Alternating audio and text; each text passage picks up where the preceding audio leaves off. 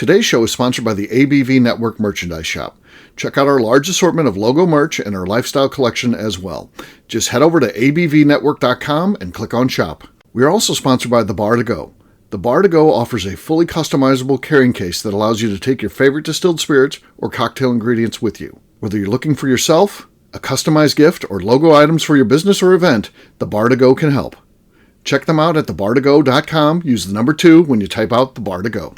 Did you know Neely Family Distillery now ships its popular distilled spirits directly to you? To order, simply call 859-394-3258.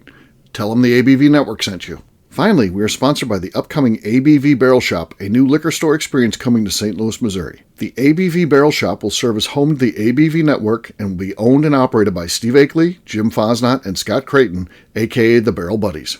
To learn more about the investment opportunities in this new venture, listen to the ad at the end of this podcast. And now, on to the show. Hello, everybody. This is Steve Akeley. Once again, we are still on vacation, so talking to you today about the show, which was the Season 2 finale. This one almost fell apart. I had Lenny Eckstein scheduled to be on with his wife, Amy, and his son, Arlo, and lo and behold, hours before this thing was supposed to start, Arlo, at school, breaks his wrist. And, of course, the family has to be at the hospital. He's got to get a cast. It's traumatic. And they, of course, can't come on. Makes total sense. No judgment there. I would do the exact same thing in his shoes. But that leaves me without a guest. And, of course, we've got everything set up. We've got a studio audience that's going to be coming in. McNew and I are ready to go. So I just start calling some folks. And luckily, two of the people that I reached out to right away, Kris Koenig of Golden Beaver Distillery and Cailee Baker of Leatherwood Distillery, both said yes.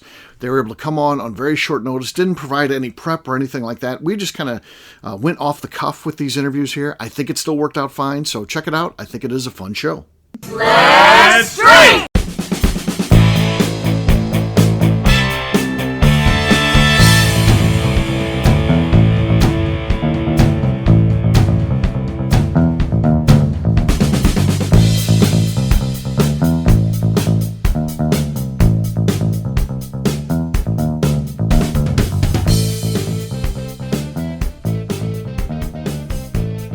Our first guest has had a successful career in the film industry before entering the world of distillation, as most people do. That's where most of distillery owners come from. So, ladies and gentlemen, please join me in welcoming Mr. Kris Koenig of Golden Beaver Distillery. Hey, Kris, how you doing, man?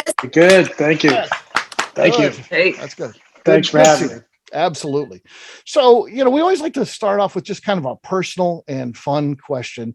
And what's kind of vacations like? What do you like to do when you go on vacation? Do you like to go to, is it a beach vacation all the time? Is it hiking and climbing? Is it rafting? What's or Vegas? You like to go gamble? What's the big vacation for you? The big vacation is go to our cabin in Colorado. Okay. We have a cabin up off the Ketchlaputa River. Okay. In northern Colorado, actually up and right next to where my dad was raised, up in the hills there. And, so we go back there. I was a former employee of Skin Diver magazine, so I have spent way too much time at the beach in my life.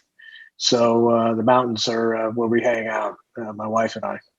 So very nice. Yeah, it's mainly to go up there to go fly fishing. We love fly fishing. Love fly fishing. I'm sure that's an opportunity to reset, right? You go up there, just kind of clear your mind and just do nothing but do a little fly fishing. That's cool. That's it. You can't think about anything else other than fishing when you fly fish. So yeah, gotta focus on that fish, and that does take out the stress. I mean, running distilleries like any other business, and you jump from crisis to crisis all day long and solving problems. And you still have to do the marketing, the mash bills, the recipes, the long-term planning, and it's usually done on a small group basis. So you're putting in 10 to 12-hour days, 7 days a week. Yeah. So, and you had a career in the film industry, made multiple documentaries and stuff like that. So tell us a little bit about that career before we start talking about whiskey and all the great things you got going on at Golden Beaver. Yeah, got involved in making documentaries back in 2002, 2003. Got hired as a consultant, subject consultant. Moved into the field producer on this project, came back, ended up being the writer. And it was a 10-part 20-part, 10-hour series for PBS on astronomy, and got super lucky and got 2 Emmys for the work. That's not bad, man. So, cool. yeah. So that kind of started the filmmaking career, and jumped off and started doing a lot of small projects. Did some big stuff. We did some PBS science specials for national broadcast. Did one with Neil deGrasse Tyson. Did another one on the Second Amendment with Ice-T. The last one was on human vision, called Sight, the Story of Vision, with Sir Elton John. So I've been really super lucky to work with some great people in the industry, and just I love filmmaking, but I lost my wife and partner who got me into the business to cancer, and the fire for doing filmmaking went away, and I moved right into whiskey, which was had been a hobby, and then became a survival thing there for a while, and then it was just logic to start shining in the garage, and then that grew over a period of 4 or 5 years to actually building this distillery. Okay. So I know you're into astronomy and stuff like that. Is that then conducive to also be into astrology? And if so, McNew has a lot of questions for you. No. Okay, good. No, not at all. McNew's crazy about that stuff. I don't know. I just think she's crazy. I do go into some deep dives on some weird stuff sometimes. It's okay. Well, you know, it's up to the individual to make up what they feel is their spiritual universe. It's not a group decision. So try not to judge on the astrology thing at all. So, and obviously you worked with some big names there, you know, Ice-T and Elton John, of course. You know, he's one of the all-time greats. So, what are those folks like, really? Because we always like, if we're not around celebrities, if you live in St. Louis, you're not around celebrities. What are they really like? They're just normal people. I mean, the day I met Ice-T, walked into the recording studio in Las Vegas. He was about 45 minutes late. Brought his wife, his 2 bulldogs, and carrying a chili dog. And I just and the producer, and drinking a soda. And the producer and me says, "This is not going to work in about an hour." But he's a super cool guy, good reader. He reads very well, and his wife is just a charmer. She's not what you think she'd be like, and she's just great. Yeah. And then you know, Neil deGrasse Tyson's Neil deGrasse Tyson. I mean, if you see him on TV, that's what he's like. He's really super smart. He does like to hold court a bit. So if you do see him in a hotel lobby bar sometime, don't be afraid to walk up to him and ask him your astronomy question, because he likes to answer questions and talk about astronomy and science. So he's cool. And then, but the gentleman in the group is Sir Elton John. Absolutely super cool guy. Agreed to do this the read for us as my wife's dying wish, and was super cool to do it. We walked in. I got off a plane at 6 a.m. in Heathrow, took a shower, had a cup of coffee, showed up at his studio at 8. He showed up about 8:20, sat down, and was absolutely practiced. He had read the script. This is unheard of in voice acting. It's usually read it right there for the first time. Had studied the terminology, knew what he was reading, knew how to affect his sentences and his voice to fit the scene. And 45 minutes later, we were wrapped, and it was unbelievable. Mm-hmm. We actually took that VO. We got that VO uploaded onto, I think we used at that point one of like Dropbox. I think we put all the stems on Dropbox. I got on a plane, flew to Las Vegas. My son picked me up after bringing the whole film with him, already with all that audio laid back, which had been done in about 18 hours. And we premiered that film 2 hours after I landed in Las Vegas. Wow. And so it was a special 3 days. It was pretty awesome. Yeah. Very cool. So I've got a quick, because you're a fan of the ABV network. You listen to our programming, stuff like that, and you've got an eye for the talent. You worked with voiceover folks. Who do you think is the best reader out of these 5 ABV network people? So these are kind of the main 5 that are on the show. So myself, McNew, Miss Becca Sue, Jeremy, and Renee. Who is the best reader? If you had to hire someone for a film, who do you think would be the best? We're not talking about voice talent here. I'm talking about the best reader. The best reader. Okay. I'm going to tell you, the best reader, probably by far, is Jeremy. Mm-hmm. Jeremy has a good, steady voice. Doesn't do a lot of ahs and ahs. He's very good. Rebecca's great. McNew, however, her growth in the last 2.5 years I've been listening to her has been amazing. She's getting very polished. She's getting very good. And then there's you. I mean, you write the script, so you read the script very well. So you're a little bit of a disadvantage to the others that way. But here's the way you should look at it. You should have a challenge contest later on.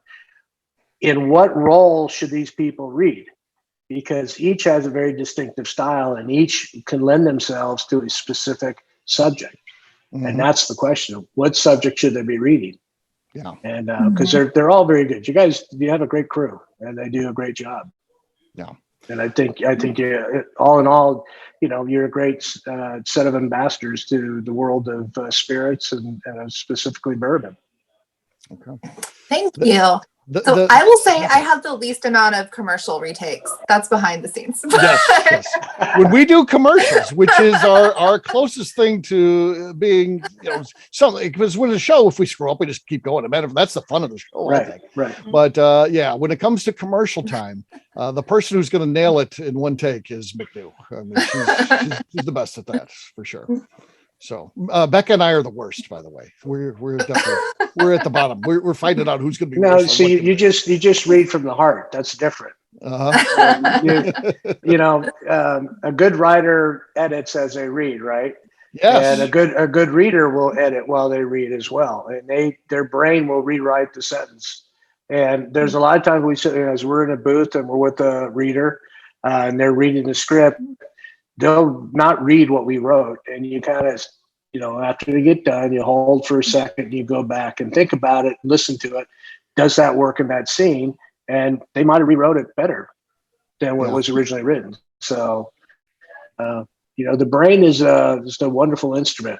It needs to be applied, and some of the greatest things come out of someone's mouth after they've read it. And Ice-T is excellent for that. Ice-T, we kind of co-wrote a lot of that script at the same time when he was reading it in Vegas, and it worked. It worked for his voice and as his personality. Yeah, so very cool. So you get into you decide the next career move for you is you're going to own a distillery. So tell us a little bit about who you wanted to be. So because you have to do that because there's a lot of distilleries out there. So it's like what's the identity of your distillery? Well, our identity of our distillery is Northern California and rice.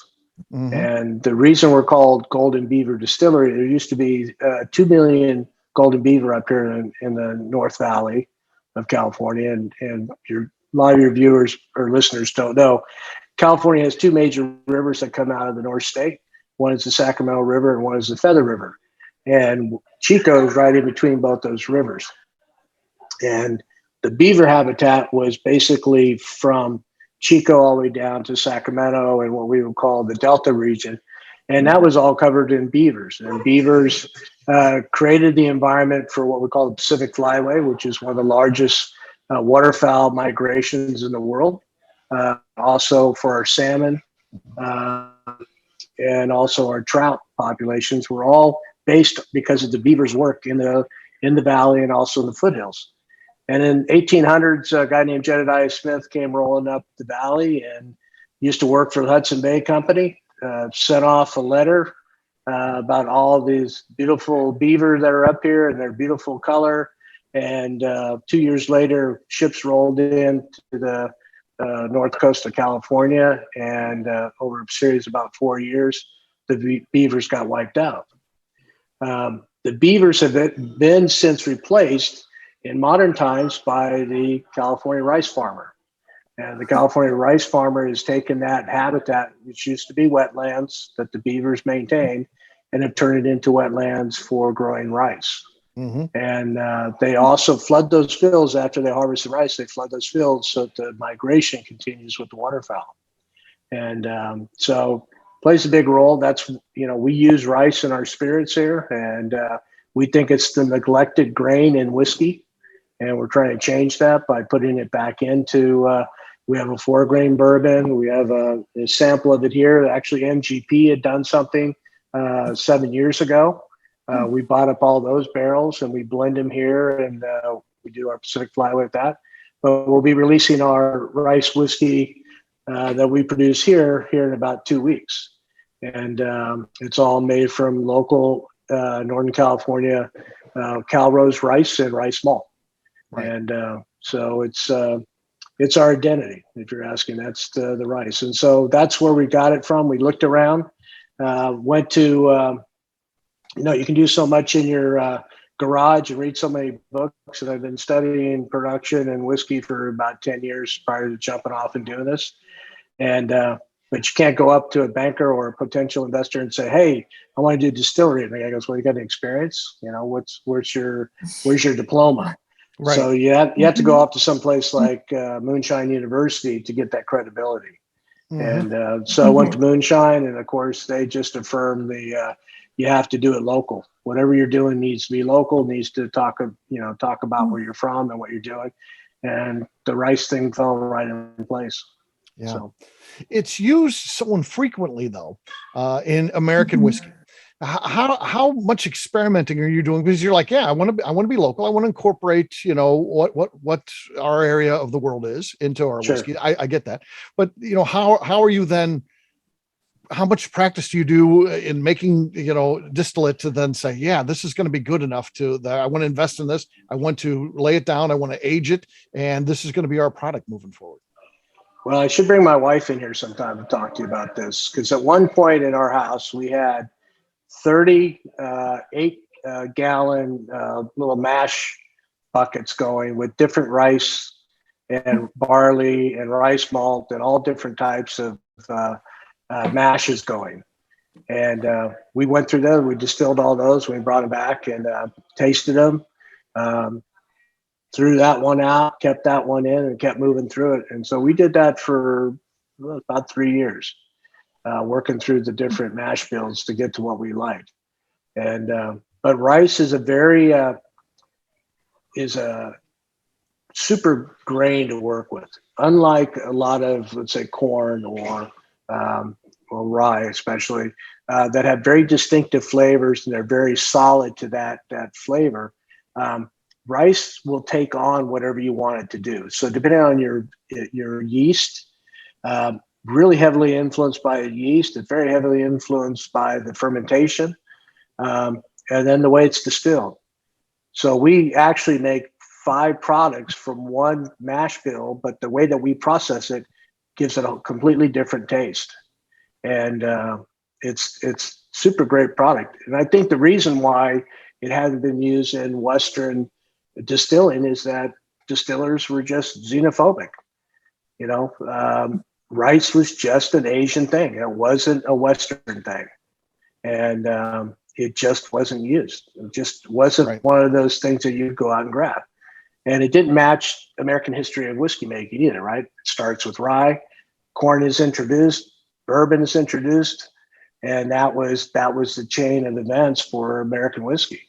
Yeah. And it got established without rice. And so rice is never reintroduced or never introduced. And so it's a great grain. We hope to create a new category here with rice whiskey. I know that there's a distillery down in Louisiana that's introducing their rice whiskey as well this month that they're bottling it. So I wish them the best with it. Because just like single malt is taken off here in the United States, I'm really hoping that rice whiskey will take off and it'll become an American category. You know who is the godfather of American rice whiskey? And this is a person you need to talk to, is Jerry Dalton, the former only non-family member to ever be a master distiller for Jim Beam. He was a master distiller there for 9 years. Very unfortunate that they don't give him the respect he should get. He's not on the bottle. He's not on their website. There's no mention of Jerry Dalton anywhere. It's like his career was erased. But he was a guy who was coming out with experimenting in rice. He wrote a book on Eastern philosophy. So I'm sure this plays into exactly what we're talking about here. This would be a guy that you should talk to. He's in his mid 80s to upper 80s at this point. But, he knows whiskey. I mean, we're the only people that have ever interviewed him. You can listen to that interview on the Bourbon Show. Classic interview. And that all came about because it's just a fan. We did a show about his career, what we knew. There's not that much. Google him. There's not that much out there. And we did a show about him, and he found that on Google and reached out to us and said, if you want to talk to me, well, he's never done anything like that. Hasn't done anything before that. Never done anything since that. But yeah. Right. Well, we'll have to talk about chasing him down someday. Yeah, because I would like to talk to him. He did an excellent job on the brown rice. Yep. That they did about 6 years ago. It was really good. And again, you ask yourself, why didn't anybody pick that up? I mean, we did bourbons great. A rice bourbon, like I'm drinking right now, is just as great. It's actually a little more complex. It adds extra layers. This is probably the most layered whiskey you can drink. You put it on a rock and start sipping, and over 45 minutes you will taste a dozen different layers of whiskey. And rice just adds a really cool complexity. It's a little sweeter, and it's also a little nuttier because of the rice. Yeah. It's such a starchy grain. Is it easier to utilize than other things? Or have you tried, just making a traditional mash bill for bourbon and versus rice mash bill? And what are your thoughts? They basically produce at the same rate, nothing really changes. You cook the same. We pre-dose our water with a little alpha amylase, or we'll throw a little extra barley in, and as the mash water's heating up to keep everything from balling up. But, we throw the corn and the rice in together for the bourbon and cook it for 90 minutes, just like you would a standard bourbon, and then cool it off to 150, toss in the barley, do the conversion, and, we throw in some additional enzymes if we don't think it's converting correctly, if necessary, and take it down to temperature to inoculate. But it produces just like any other grain. Yeah. And on its own, when you're just doing rice on its own, we probably do, it's not probably, I know exactly. We do about we do 4 tons a week here of rice, and the staff loves it. It's easy to work with, easy to clean up. We don't have to worry about a big mess. The mill works very well with it. And we actually have a mill that we designed that's we call a dustless mill. It's not 100% dustless, but my guys can work without having to worry about changing the clothes when they get done milling. So it's very cool. So it's a good grain, and it's also very cost effective.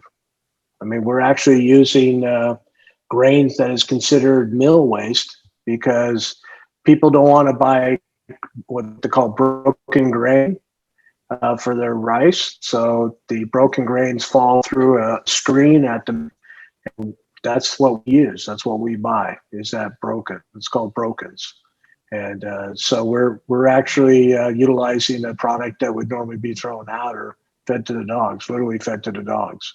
Right. So, and there's so many different kinds of rice. Are you going to start over time experimenting with different rice grains and things like that, or are you kind of locked in with what you think you've got, and that's what you're going to be making your whiskey with? We'll play. I played with jasmine. I played with some others. We played with some brown rice and some wild rice. Brown rice is just leaving the husk on the kernel, so it just adds another dimension to the flavor. We really like the Calrose rice. Calrose rice is what we're using, and it's a very sought after grain in Asian culinary, dishes. It's used for sushi, and most of in fact, I would say 90% of the Calrose rice that's grown here in Northern California all gets shipped over to Asia. It's not consumed here in the U.S. So we are trying to bring it in and use it here because it's very high in starch. Like you said, it converts very well. Our other distillers listening, our mashes end up somewhere at 18 to 20 bricks off of a standard mash. So that's, corn, I don't use a lot of corn, but when we're doing the corn here, we're bumping 16, and that's a good day. So I think we're getting a better conversion on it. So it's just we just think it's a great grain and it needs a little love, Yeah. What's consumer reaction to it? Is it something that they're just naturally curious in and want to try, or are they standoffish and don't want to try it? What's been the reaction as people come into your distillery? You're like, this is what we've got. Yeah, no, it's well received. We've won a platinum from the Ascot Awards. We've gotten 90s at San Francisco and New York, and we're waiting to see what Barley Corn Society comes out with, hopefully next week. And it's received well. I think some of the judges show a little bit of xenophobic attitude towards it because it has a very vegetable smell to it, which is just rice. Rice has that smell, and they're not used to it. So we get knocked down a few points here and there by some judges because they don't know what they're smelling. So there's an education curve there that we got to kind of deal with. But it's well received, and we've had see who I'm thinking who would be really good. I know that we got one comment from the Ascot Awards. I don't know if Fred wrote the comment or not, but said, not my usual go-to spirit, but I need to reconsider. So I'll take that as acceptance that rice spirit has a place to go. Yeah. It is the most valuable spirit in the world is a mutai out of China, which is a type of rice spirit that's also made with other grains, and it's the most valuable spirit in the world.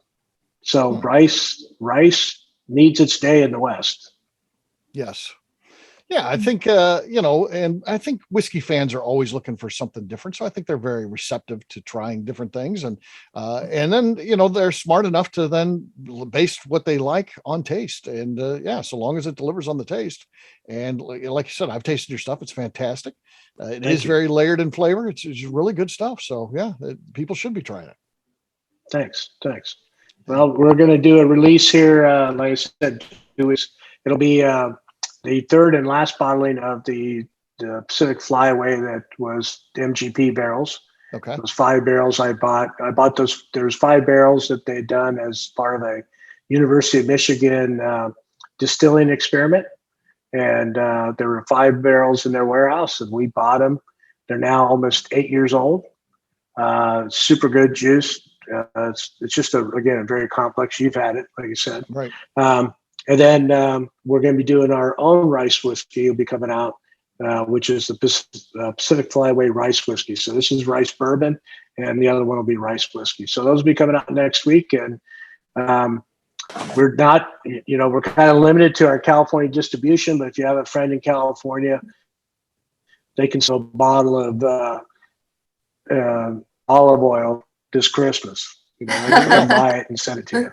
There you go. So. All right. Well, guess what time it is? It's time for the hot news segment on the show. It's called McNews Question. So McNew, what's your question for our guest? I have been thinking about a question, and it's kind of off topic of the bourbon, but a little bit. So it's called Pacific Flyway, and you talked about the birds there.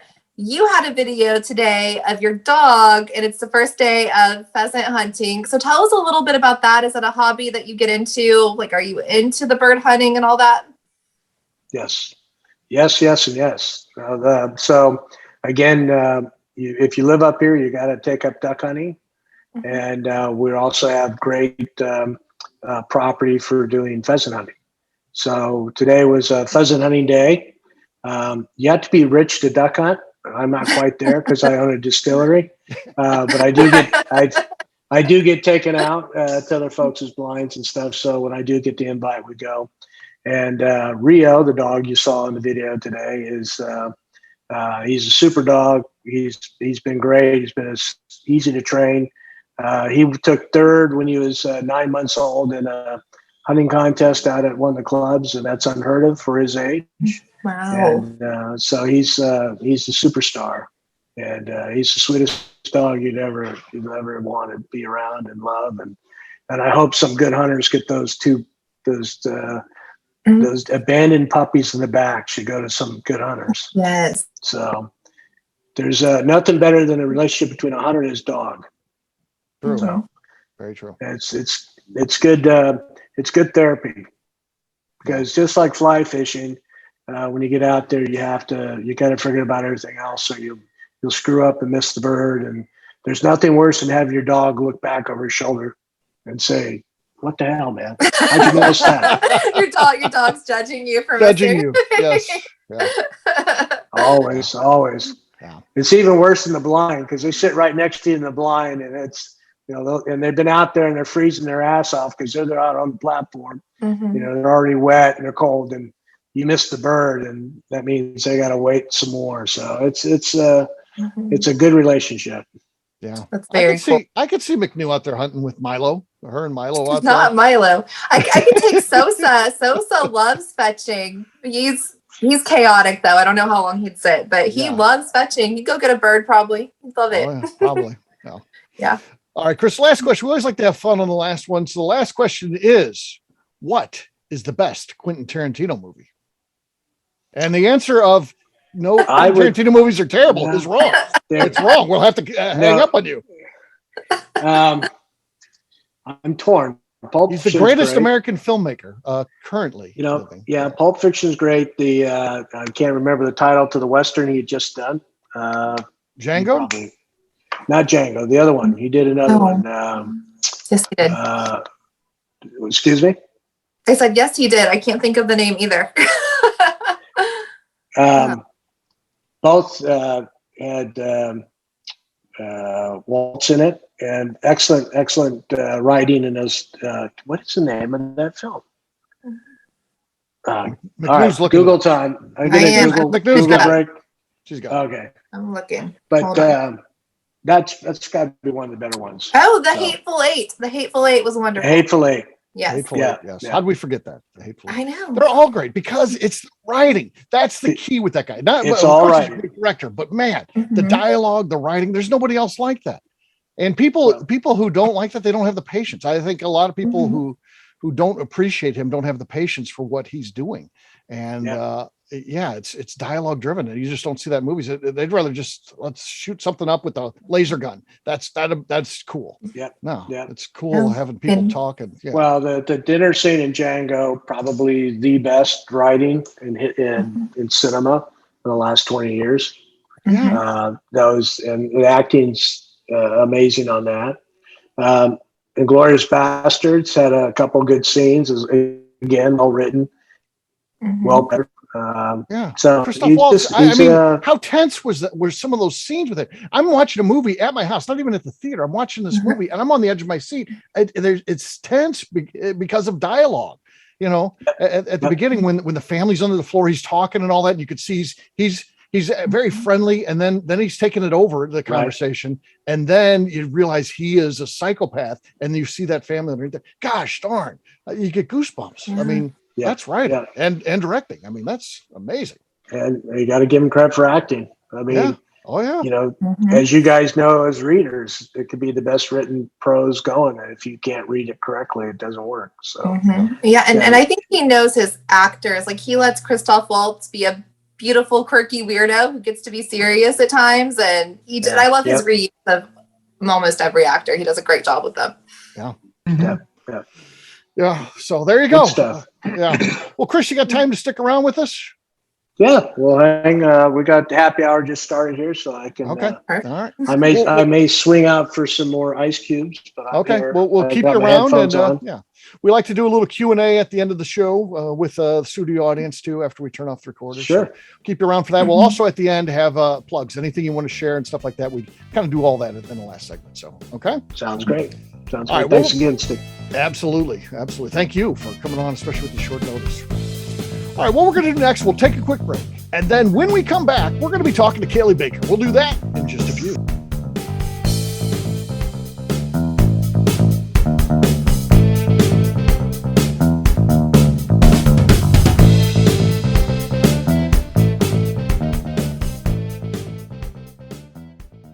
Hello, this is Steve Akeley of the ABV Network. Let's talk about the people who make this show happen. First up is Leatherwood Distillery in Pleasant View, Tennessee.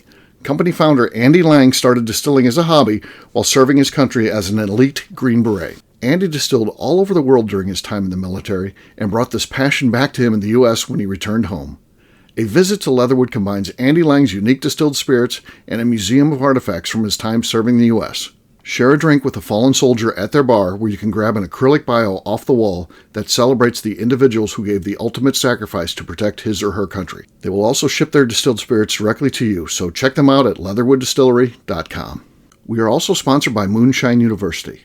This longtime partner for the ABV Network helps educate individuals looking to get into the distilled spirits business, service industry employees looking to expand their knowledge, and individuals simply wanting to know more about the process and history of the spirits industry. In 2017, I completed my Executive Bourbon Steward certification at Moonshine University, and it's something I continuously draw upon and connect with fellow graduates. Check out their full listing of classes, including Executive Bourbon Steward certification, production classes, and more at moonshineuniversity.com. Okay, let's talk about Neely Family Distillery. In 2018, I met Royce Neely at an industry event. He started appearing on our shows, and we became friends during my frequent visits to Kentucky. Today, he's leading the way for young distillers making their mark on the bourbon industry. A visit to Neely Family Distillery combines family history, a look at what makes their products unique, and of course a tasting through their whiskeys, moonshines, and creams. Check them out at neelyfamilydistillery.com and visit them in Sparta, Kentucky. All right, back to the show.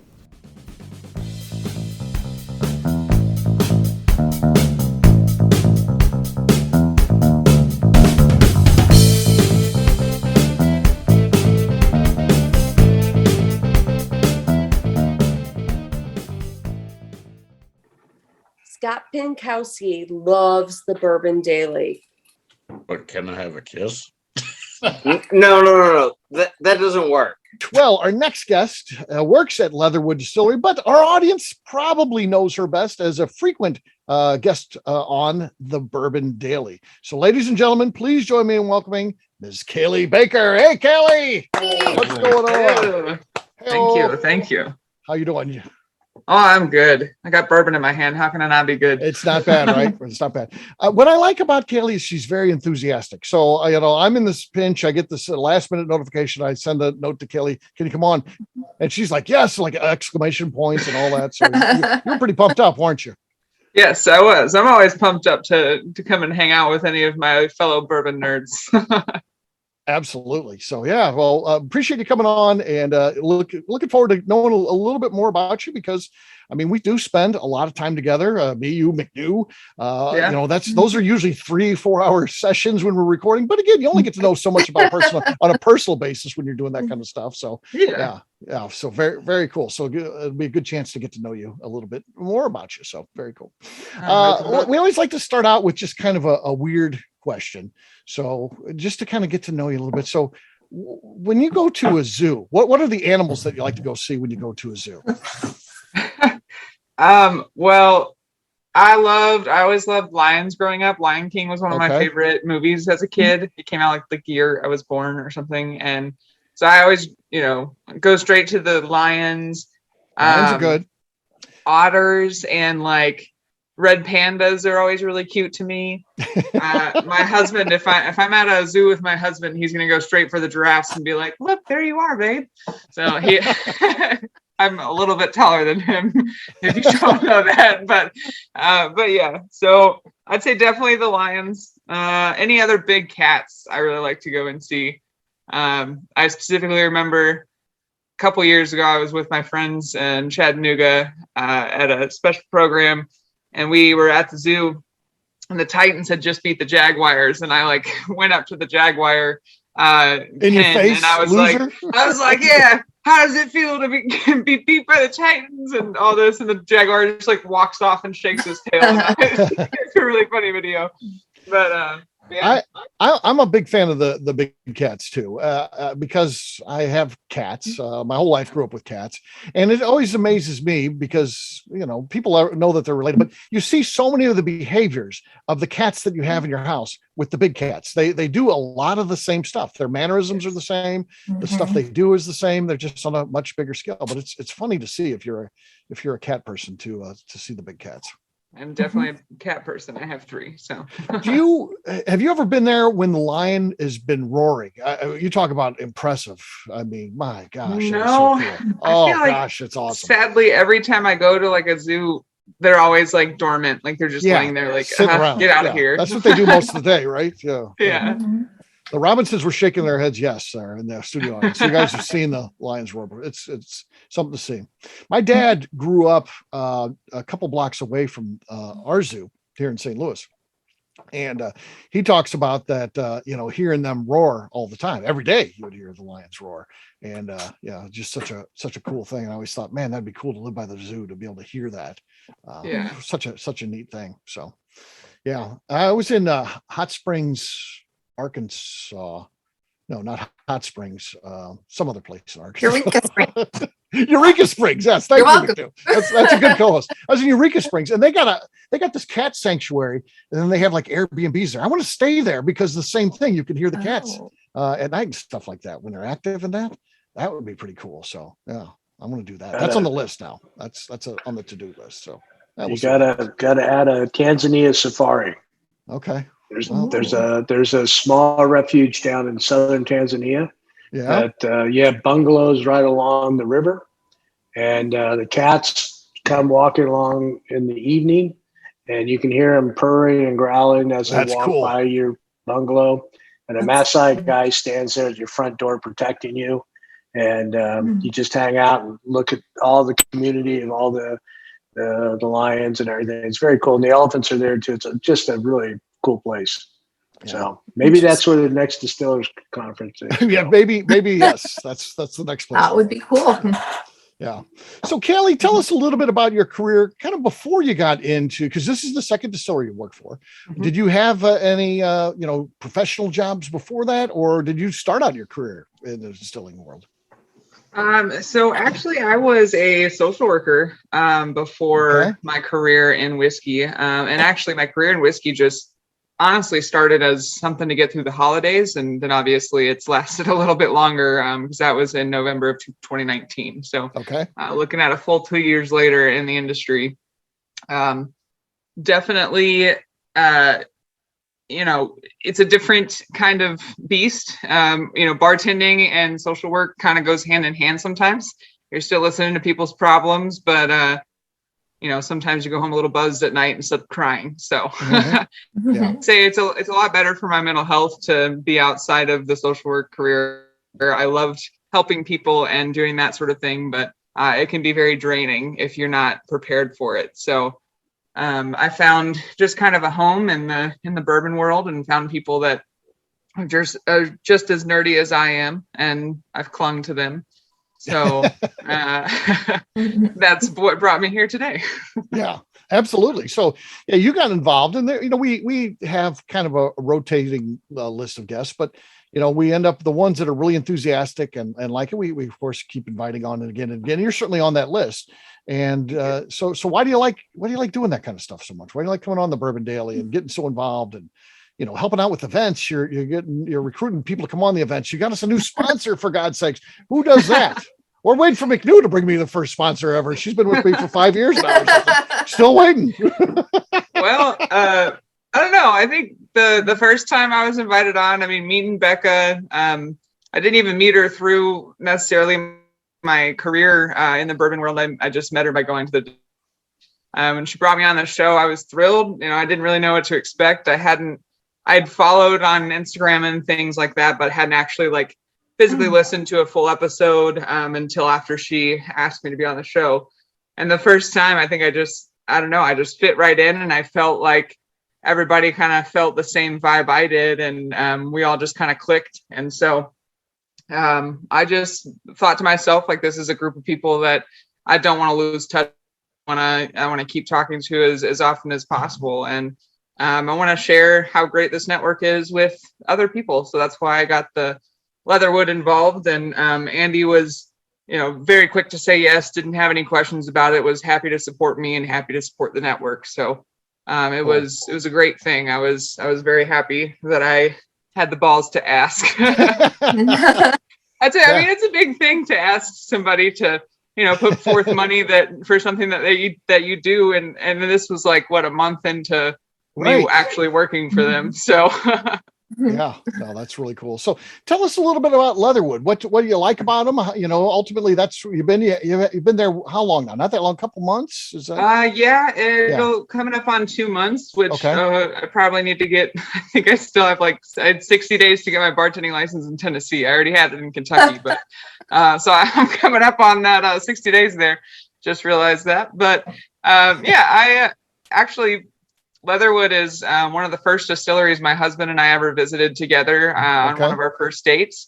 So a couple months back, before we got married, I was looking for wedding bands and, had seen wedding bands online of bourbon barrels. And I thought, well, let me go down to Leatherwood and see if they can give me a bourbon barrel stave, since it was the first distillery we ever visited together. And our wedding was bourbon themed. So I went over there and someone literally pulled a stave off of what they were using as a, makeshift trash can outside of their distillery. So it's not cute or anything, but there it is. And so I sent it to this guy that's handcraft, ring maker and jewelry maker, designer out of bourbon barrels in Louisville. But so, my time with Leatherwood didn't just start 2 months ago or whatever. I've known about them for the past over 2 years now. And then a couple years ago, I guess maybe about a year ago now, first time I really heard the word fucklehead was at Christmas in 2020. And my uncle had gotten involved with Leatherwood, had become, a little bit part owner and was investing with Andy, and had created the brand Fucklehead under Leatherwood Distillery. So when I was looking for something new in the industry, obviously that's close by. And my uncle had told me that they were looking for some new blood to help run their second location. So I jumped on that opportunity. And right now, in the past 2 weeks, it's just starting to get to full-time work. At first it was just bartending to get to know the people, and which, by the way, we have some of the best customers at Leatherwood. I have some great regulars that come in every Friday and see me, and Saturdays, and the military groups that come in are just fantastic. It is a veteran known distillery. My boss was, Green Beret, Special Forces in the Army. My husband calls the badass of the Army, badasses of the Army. So yeah, it's a lot of really cool people like that come in. And so I've really just been enjoying bartending up until the last 2 weeks, and have been doing a lot of kind of clerical and administrative work for Andy, trying to get just back on track. He's needed somebody for a while to kind of step in and be there to do the stuff that he, doesn't necessarily have time to do as the owner, and trying to go out there and sell his product and distribute and things like that. Right. So I've been doing a lot of work for him, not just bartending now. And our second location is set to open sometime in December. We're hoping before Christmas. And I actually have a little bit of scoop on Andy, which he told me I could say, since it's probably gonna be too late to announce on the Tuesday interview we have on Tuesday with him. I don't think that'll air by the time this is going to happen, but I think this show probably would. It'll come out tomorrow morning. So Awesome. Yeah. So Andy is actually traveling to New York next week. He's going to be on Fox and Friends. He's going to be promoting the Have You Forgotten 9/11 Snake Eater Bourbon Whiskey and all the other labels that we have with Daryl Worley's 9/11 signature there. So he's going to be promoting that on Veterans Day, which is awesome. We just got that call the other day and very excited for that. We're hoping to launch online sales of those bottles and get the rest sold out. They're going to 3 different charities, which I can pull up. One is the, let's see, let me just pull that up real quick. Yeah.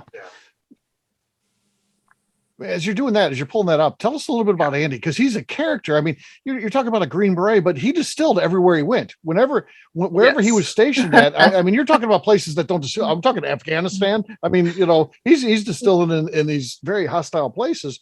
Amazing to think about. So tell us a little bit about him as you look up the charities there.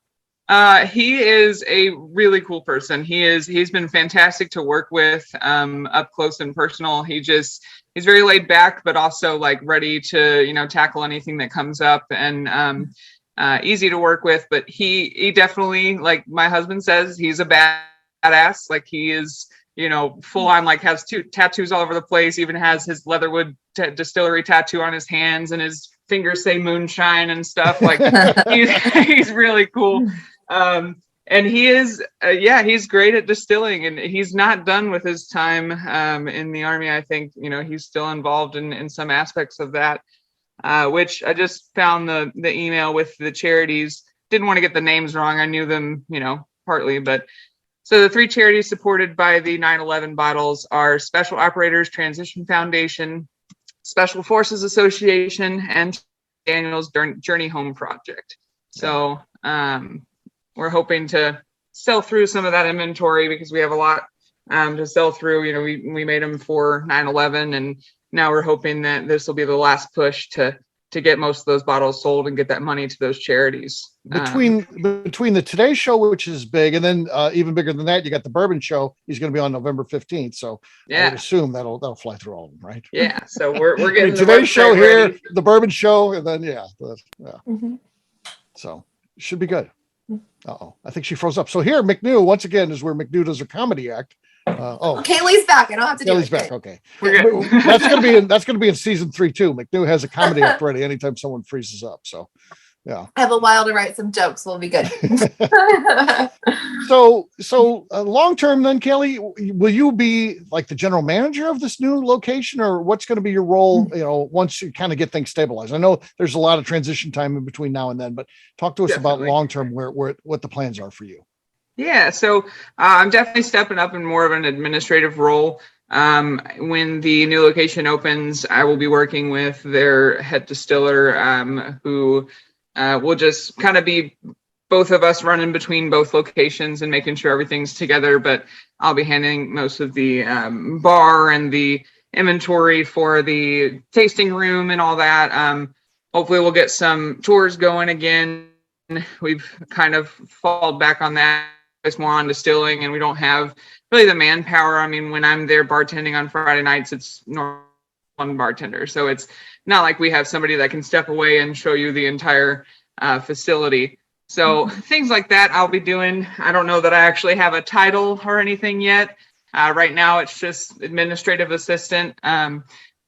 I've also lovingly been calling myself Andy's bitch. So I've just been doing whatever I can to help him out. We've had some, accountants come in and look at all the stuff and have a list of things to like catch up on and just get organized. And then once that all comes together, I'll be taking a little more of a leadership role there. And I know he might be stepping back a little bit and wants me to kind of run more stuff for him so he can go out and, like I said, do more selling and distribution, hopefully to some other states and things like that. Yeah. So it sounds like the company's growing and it's doing really well. So that's a good thing, right? Definitely. And where's this new location versus where you're at now? So the new location is in Clarksville. Pleasant View and Clarksville about maybe 20 to 25 minutes away from each other. We'll be right down the road from another distillery in Clarksville called Old Glory. And then we're going to be right next door to Star Spangled Brewing Company, which is ran by another Special Forces guy that knows Andy and is good friends with him. So we're hoping to kind of, be the best of both worlds. You can go get your beer at the brewery and get your liquor at the distillery and kind of hang out in between in our little patio area we're going to have. So we're very excited about that. And it's not too far from Nashville, about a 45-minute drive from Nashville, whereas Pleasant View is only about 25, 30 minutes. So it'll Gotcha. be a really good spot for us right off the interstate. Yes, no, Clarksville's good, and it's closer to us. Coming your way, right? So that Nashville's so bad with the traffic. The traffic. The closer you get to Nashville, the traffic's insane. Even on just the interstate, it's bad. So yeah, if us coming down, like me from St. Louis or a group coming from Kentucky, it'll be nice to be able to go to Clarksville and not have to get close to Nashville, where it gets a little dicey with that traffic. And Pleasant View, it is far enough away, unless it's like a 8 a.m. traffic time or like Sunday football, people leaving Nissan Stadium. It's pretty easy to get there, so even to Pleasant View. So don't know when you guys are planning on coming, but I'm not sure the new distillery will be ready to host guests for a while. So yeah, we got to work on that. We are going to do an event there. Because you guys have stepped up and you're the sponsor. There's a lot of things that we want to do with you guys, and one of it's just kind of get the crew out there. So yeah, we'll look at the calendar and get that locked down. Kind of crazy times right now, but we will get that rolling for sure. So guess what, Cailee? It's time for a new segment. It's called Question from McNew. McNew, what do you got? This one is brilliant. Okay, so you're a cat person, you're a distillery girl. What does your dream distillery cat look like? You get to pick it. You can pick it from a shelter. You can get it wherever you want. What's it look like? I was looking for my cat whiskey. That's a good answer. It'd be perfect. I mean, he's a cute little cat. He's the orange tabby cat. I think the most important quality of a distillery cat is not what they look like. The most important quality is how they interact with the people that come in. And I think I would put, if I opened up a distillery tomorrow, I would put Whiskey and Julep and my cat Fizz, he's hanging out with my parents because he's an older cat. But I would put all three of them out at a distillery, and they'd be the best store cats, and they just love on people. We've got blessed with 3 great cats. A lot of there's some cats out there that are pretty scary. I've talked about one on an episode of the Bourbon Daily. So yeah. I think I wouldn't pick a new cat. I'd go with my 3. But if I had to, I would definitely go out there and rescue. Both of my Whiskey and Julep both came from a shelter, so I'd go out to a shelter and get both of my babies. The ultimate distillery cat, I'm telling you, Stumper. That guy at the ultimate distillery. Yeah. They need to have a distillery cat training program where Thumper's in charge. You can teach these cats what to do and send them to other distilleries. Yeah, when they go to when they're talking about the mash and they go over to the Cypress mash tubs, he walks along the thing and does that. And then when they go to the rick house, he starts climbing up and gets on the barrels. It's like he's showing them what they're talking about. It's so weird. It's like he is a professional tour guide. It's pretty amazing. So very cool. All right, we always like to have fun on the last question, and a lot of pressure here because there are plenty of wrong answers. So, Cailee, we're going to see what you come up with. What is the best candy bar? What is the best candy bar? Oh, shit. Yeah, there's wrong answers here, so we'll see how you do. Steve has feelings about this question. I have very strong feelings. I know it's good. Yeah. So, like chocolate candy bar. If I'm at a store and I'm just like, I could just grab one that's like easily available, I'm always going to go for the Twix bar. I really like Twix. Okay. Twix is okay. So you passed. With like a B. It's not an A, but you did pass. So what's an A, Steve? What's your favorite? Well, I mean, if you would have said Butterfinger or Snickers, then you're getting good. Yeah. So if you'd say like Mounds or something like that, we'd have to throw you off. Okay, Butterfingers though aren't what they used Zero Bar. That's an old person candy bar. You don't want a Zero Bar. Zero Bar. I don't know that the last time I've seen one of those. What were you going to say, McNew? No, I said Butterfingers aren't what they used to be. Like, I was a 90s kid, thought they were great in the early 2000s. They're not the same anymore. Butterfingers have gone downhill. No, they haven't. They have. I asked McNew what her favorite candy bar was, and she said Sprees. No, I did not. That's a terrible answer. I like Mr. Goodbars. Mr. Goodbars. Mr. Goodbar is good. You get bonus credrit for that because that's a really good one. Most people don't. One of my other favories is the Hershey's, but the cookies and cream. Too. Yeah. Oh, those are good. I like Hershey's cookies and cream. Yes. Hershey's cookies and cream. Wow. That Hershey's almond one's pretty good too. I like Hershey's in general. It's a great company. So there you go. Then what, McNew? Well, so you can say Reese's, but you have to argue if it is it even a candy bar? Because they're a little they're circle. cups. But they're up there. They're up there when It everybody's counts. like, It counts. everybody loves them. Like even those peppermint patty things, they count, even though it's not bar shaped. Yeah, that's good. That's those refreshing. terrible. My niece ate one of those the other night on Halloween, and I wanted to like kick her out of my house. It was God, those are gross. No, it's good. I hate those. Those York peppermint patties. No. Yeah, that's good. York peppermint patty's good. So are Junior Mints. Junior Mints are very refreshing. Junior Mints are fine. I don't like the peppermint patties. Why? I just Like don't. They're not. They're very different. Yeah, there you go. There you go. All right. Well, Cailee, thanks so much for joining us. We really appreciate it. Let's hear it for Cailee. Thank you, Cailee. Cailee. Let's hear it for Thank you. Kriss. Kriss as well. Thank you. Excellent. Cheers. So we'll wrap this one up as we always do by talking about where people can find us. Cailee, we'll start with you. Where can people find you? You can find me on Instagram at Cailee Baker, also at the Bourbon Bakers on Instagram. I put some fun stuff about my baking and cooking with whiskey, and also nice. drinking whiskey, of course. And then also you can find me out at Leatherwood Distillery, hopefully coming soon in Clarksville as well. Yeah. A couple questions about that. You are a baker. You had a poll. What were the two offerings that you had? We'll have our group vote.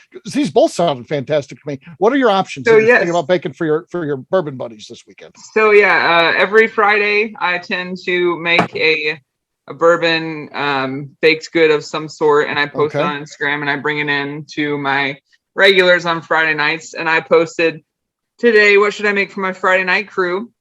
Mini bourbon apple pies or a apple bourbon bundt cake, because I have lots of apple and I got a little bit of bourbon too. So I'm gonna make it. Ended up everybody voted for mini bourbon apple pies. So I think that's the way to go. That's what I would have voted for. Yeah. I would be making that currently, but the last minute thing got me. So I'll make that tomorrow morning probably. Yeah, those sound good. Yeah.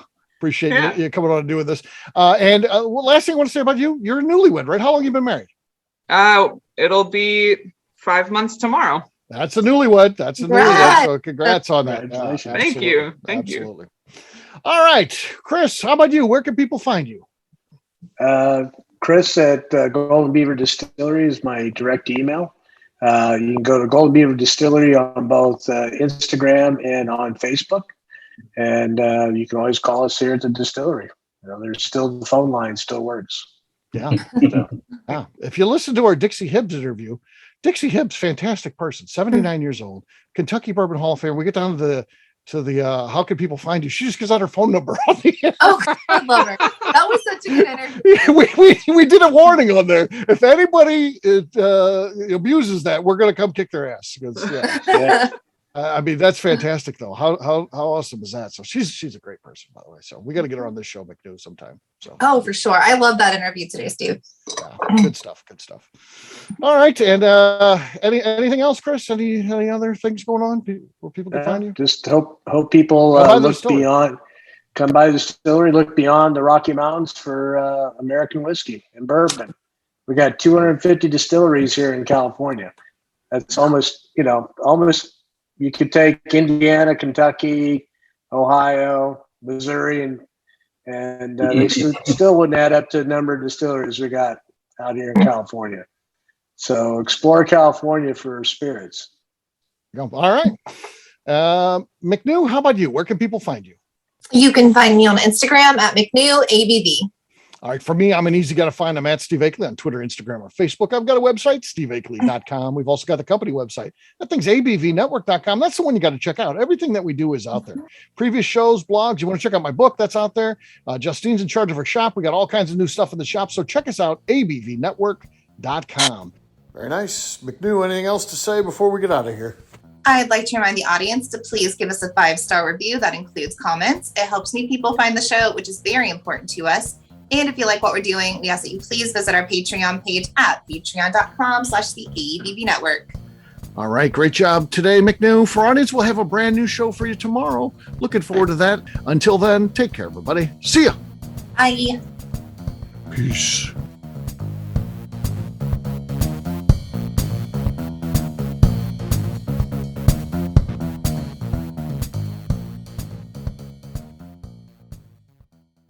Before we finish the show, let's talk about some great companies that support the ABV network. First up is Moonshine Still Pro. Moonshine Still Pro has a full line of products to help the home distiller. Whether you want to experiment on the stove in your kitchen or you're looking for a bigger setup in your backyard, owner Russell Creed and his team can help. They have multiple still offerings, accessories, and even grain from their partners at Goldstone Mill to assist you in making whiskey on par with your favorite distillery. They can also help you with some fabricated parts you probably can't make yourself if you are attempting a DIY still project. Learn more or order your still or parts at moonshinestillpro.com. Another friend of ours is the Goldstein family at Goldstone Mill. The Goldsteins offer a variety of heritage and heirloom grains to make the finest whiskeys in the world. Plus, they are more than just a grain company. They are truly consultants to make sure the grains they are providing to you or your business meet your highest expectations. Additionally, they work with mills around the country, ensuring shipping is as low as possible for their customers. If you're a distillery, brewery, or even doing this at home, Goldstone can assist you. Check them out at goldstonemill.com, call them at 217-254-6613, or check in via email at hello@goldstonemill.com. Last but not least, at the top of the show, I mentioned investment opportunities at the new liquor store concept, the ABV Barrel Shop, being launched in 2022 by myself, Jim Fosnot, and Scott Creighton. We are crowdfunding some of the capital needed to open the store. Not only does it offer a return on your investment, but a lifetime of status and benefits at the store. Of course, this investment is a loan and involves a high degree of risk, which may not be suitable for all persons. Prospective investors should carefully evaluate the risk and merits of an investment, should confer with their own legal and financial advisors, and should be able to bear the risk of the loss of their investment before considering the investment described herein. If you would like more information, contact us via the under construction website at abvbarrelshop.com and fill out the form. The Bourbon Daily is part of the ABV Network. For more information or to become a sponsor, please visit abvnetwork.com. Thanks for listening and cheers. This has been a Steve Akeley production.